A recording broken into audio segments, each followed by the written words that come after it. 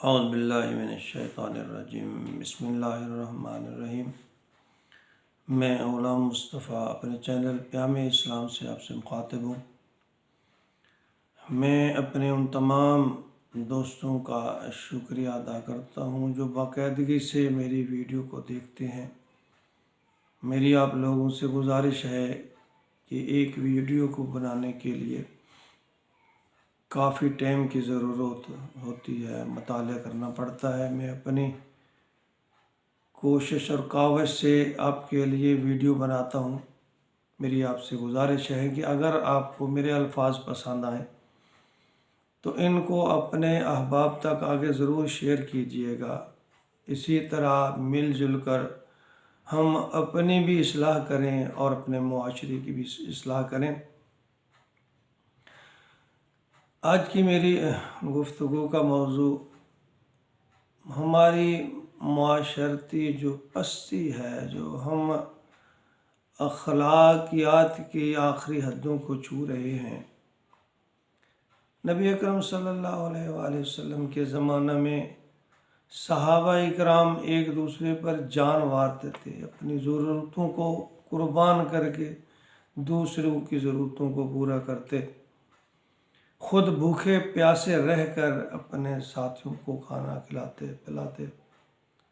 آج ہماری بے حسی کا یہ عالم ہے کہ ہم چھوٹے چھوٹے معاملات پر، چھوٹی چھوٹی باتوں پر ایک دوسرے پر اس طرح بڑھ چڑھ کر آتے ہیں۔ لڑائی جھگڑا فساد، زمین کے چند گز کے بدلے، تھوڑی سی چند پھوٹی کوڑیوں کے بدلے ہم اپنے ارد گرد ہمسائے رشتہ دار ان کے ساتھ جھگڑا کرتے ہیں، اور پھر وہ جھگڑا سالوں چلتا ہے۔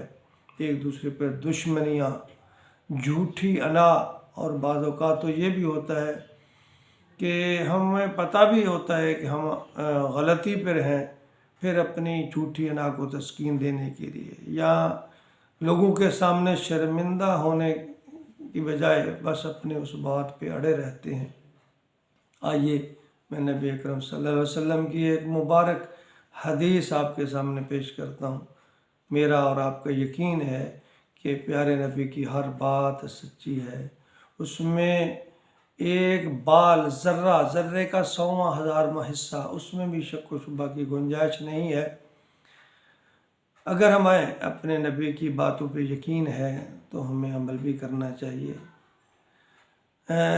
حدیث ہے ابو داؤد کی نمبر 4800۔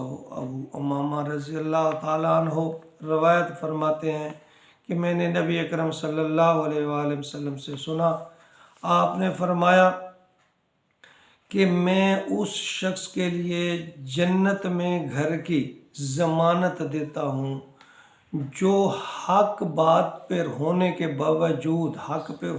باوجود لڑائی سے دستبردار ہو جائے، لڑائی کو چھوڑ دے۔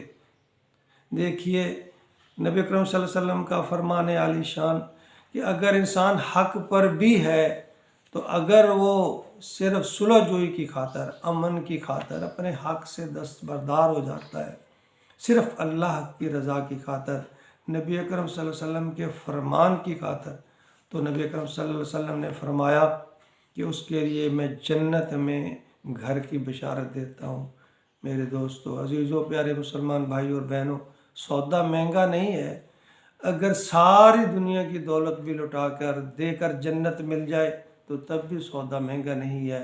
چاہے جائے کہ چند ٹکوں، چند زمین کے گز، چند کوڑیوں کے عوض نبی اکرم صلی اللہ علیہ وسلم، ہمیں ہماری نیت میں اخلاص ہونا چاہیے، اور نیت یہ ہونی چاہیے کہ میں اللہ کے فرمان اور نبی اکرم صلی اللہ علیہ وسلم کی ہدایت کے مطابق اس جھگڑے سے دستبردار ہوتا ہوں، تو نبی اکرم صلی اللہ علیہ وسلم فرماتے ہیں میں اسے جنت کی بشارت دیتا ہوں۔ پیارے مسلمان بھائیوں، اس بات پہ یقین کیجیے، اس بات کو آگے شیئر کیجیے تاکہ ہمارے معاشرے میں امن قائم ہو، محبت قائم ہو، ہم ایک دوسرے کے ساتھ نبی اکرم صلی اللہ علیہ وسلم کے بتائے ہوئے طریقے اور سیرت کے مطابق اپنے اخلاق کو ڈھالیں۔